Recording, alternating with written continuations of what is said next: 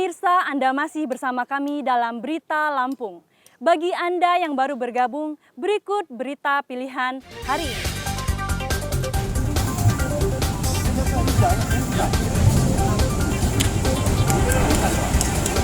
Seorang nelayan di pesisir barat tewas tenggelam di laut akibat perahunya terbalik diterjang ombak tinggi.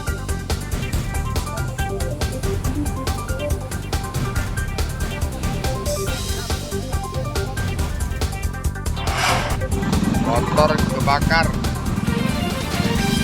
Jalan Air Abasit. Sebuah motor terbakar di depan toko elektronik di Tanjung Senang, Bandar Lampung saat diperbaiki pemiliknya. Ini diduga sebagai pemilik kendaraan.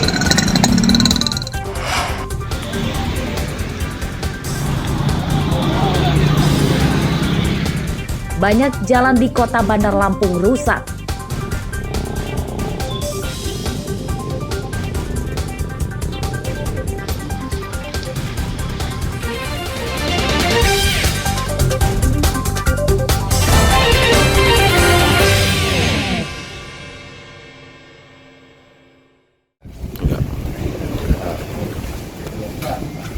Fakta baru terungkap dalam kejadian lift sekolah Az-Zahra Bandar Lampung yang jatuh dan menewaskan 7 orang dan 2 lainnya kritis. Lift yang ditumpangi 2 orang itu jatuh dari lantai 4 atau dari ketinggian sekitar 16 meter akibat tali selingnya putus. Lift jatuh saat baru turun 1 lantai dari lantai 5. Fakta ini dikatakan oleh Sutarji, salah satu korban yang kini masih dirawat di rumah sakit. Kondisinya sudah mulai membaik dan bisa memberikan keterangan kejadian itu. 9 orang ya. Masuk lift terus? Lantai 4 langsung jatuh. Langsung jatuh? Oh, dari lantai 4 bukan lantai 5 Pak? Bukan. Kita naiknya di lantai 5 kan, lantai 4 tuh udah langsung ngabuk. Ngabuk ya? Ke bawah. Memang itu orang semua atau ada barang sih di dalam? Orang semua. Orang semua ya? Orang 9. Yang selamat kami ada berdua aja. Berdua aja, yang lainnya meninggal ya Pak? Yang lainnya meninggal. Kalau kita nggak... Insiden lift maut itu menyita perhatian banyak pihak. Senin siang, sejumlah pejabat Bandar Lampung membesuk korban di rumah sakit dan sebagian mendatangi rumah korban meninggal dunia. Ingin bersilaturahmi dengan pihak yang korban dan juga pihak keluarga. Dan kita juga ingin memberikan langsung semangat dan doa kepada keluarga, menyemangati mereka agar mereka segera percaya diri dan cepat pulih daripada kejadian yang kemarin. Dari komunikasi dengan pihak keluarga tadi, update kondisi kedua korban selamat seperti apa sih, Bang? Ya, kita tadi sebenarnya juga salah satu tujuan kami dan Pak Kapolres datang langsung ini menjenguk dan melihat keadaannya langsung. Lift di sekolah Az-Zahra Bandar Lampung jatuh pada hari Rabu sore pekan lalu. 9 pekerja bangunan yang menaiki lift itu jadi korban, 7 meninggal dunia dan 2 kritis. Lift jatuh diduga akibat keberatan muatan sebab lift yang jatuh itu adalah lift barang dan bukan untuk angkutan orang. Untuk memastikan penyebab lift jatuh, polisi melibatkan tim Puslap 4 dari Mabes Polri untuk melakukan penyelidikan. Hingga Senin siang, 7 orang telah diperiksa polisi sebagai saksi. Mereka adalah 4 satpam sekolah, pelaksana proyek, pemilik yayasan, dan kepala sekolah Az-Zahra. Robi Laste melaporkan dari Bandar Lampung.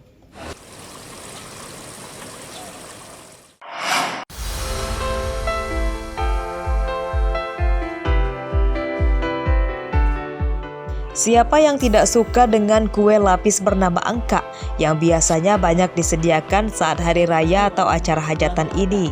Kue dengan cita rasa manis yang khas itu juga kini dibuat dengan banyak varian rasa seperti engkak ketan hingga rasa durian.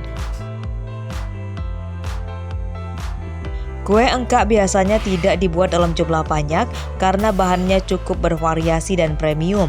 Pembuatannya juga cukup memakan waktu dan tenaga. Karena rasanya yang sangat manis, kue ini dimakan sedikit saja sudah cukup membuat kenyang.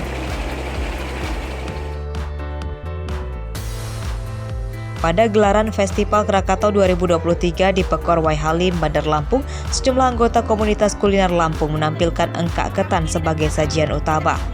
Jumlah yang dibuat juga cukup fantastis, mencapai 1044 loyang dengan tambahan beragam variasi warna dan rasa. Pencatatan rekor muri yaitu sajian engkak ketan terbanyak, yang mana sajian engkak ketan ini belum pernah tercatat di dalam Museum Rekor Dunia Indonesia. Jadi pada hari ini kami sudah menilai dan memverifikasi estimasi total sajian engkak ketan ini sejumlah 1044 engkak ketan, yang mana ini merupakan sebuah sajian kuliner tradisional yang harus sama-sama kita lestarikan. Yaitu kegiatan budaya dan pariwisata terbesar di Provinsi Lampung. Festival Krakatau merupakan salah satu kalender ikon budaya dan pariwisata yang bertujuan sebagai salah satu bentuk atraksi wisata dan berperan penting dalam sektor pariwisata. Ini berbagai pesona alam yang kita tampilkan. Karena jumlahnya yang mencapai ribuan, pembuatan kue engkak tercatat di Museum Rekor Dunia Indonesia atau MURI untuk kategori makanan khas daerah dengan jumlah terbanyak di Indonesia. Penghargaan itu diharapkan memacu gairah pelaku UMKM di Lampung bisa bersaing di kancah nasional hingga internasional. Arsadi Saputra melaporkan dari Bandar Lampung.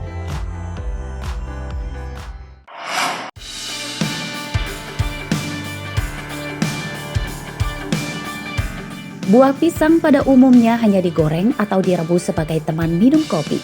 Namun, seorang warga desa Suak, Kecamatan Sidomulyo, Lampung Selatan, membuat inovasi tepung dari pisang yang bisa dijadikan pengganti tepung terigu atau bahan pembuat kue.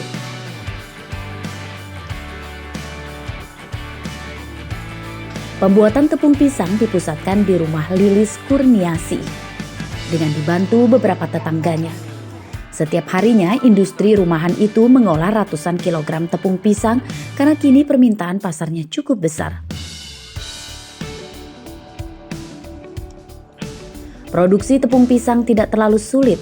Pisang mentah yang sudah dikupas dan dibersihkan, kemudian diiris tipis-tipis, lalu dijemur hingga kering sebelum digiling.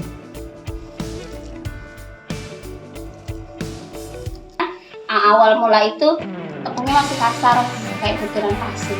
Jadi sekarang udah jadi lembut, sama hanya membedakan warna aja sedikit. Kalau tepung biasa itu putih, karena memang tepung pisang ini pisangnya pisang jantan, jadi warnanya memang sudah mocha dari tepungnya gitu. Sekarang pemasarannya bisa kemana sih?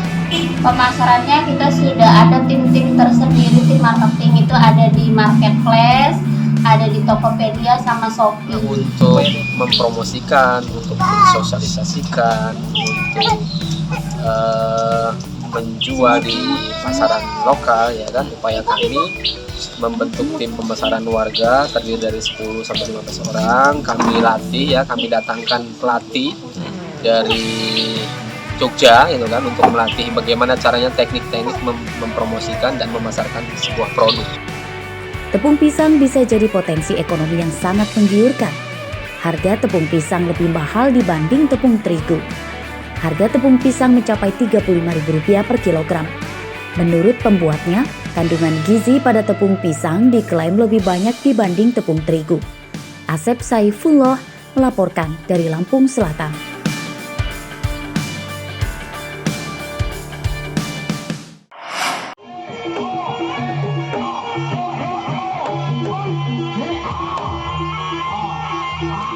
Pentas kuda lumping atau jaranan banyak ditemukan di acara hajatan warga di Lampung. Kesenian khas masyarakat Jawa itu menghibur warga sebab syarat dengan tradisi dan budaya. Sebagai upaya melestarikan seni kuda lumping, seorang pria warga desa Tegal Ombo, Kecamatan Waibungur, Lampung Timur, menekuni usaha pembuatan topeng barongan yang biasa dipakai oleh pemeran atraksi kuda lumping.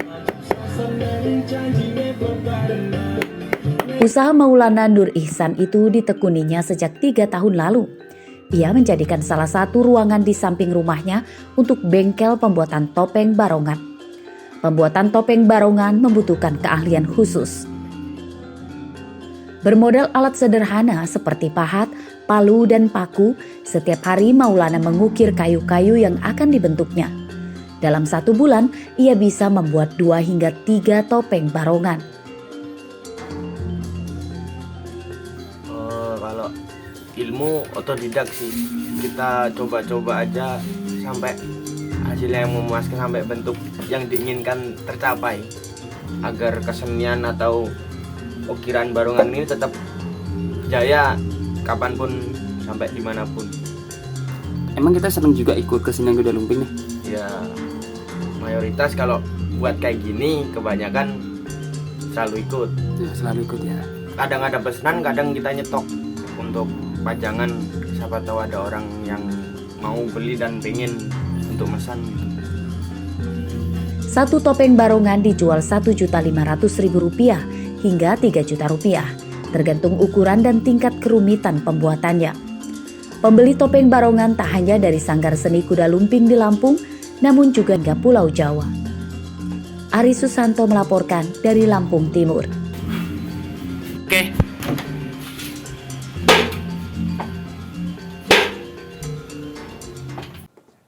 Pemirsa, informasi tadi sekaligus menutup perjumpaan kita pada pagi hari ini. Saya Ine Hermayani beserta seluruh redaksi yang bertugas berterima kasih. Selamat beraktivitas kembali. Sampai jumpa.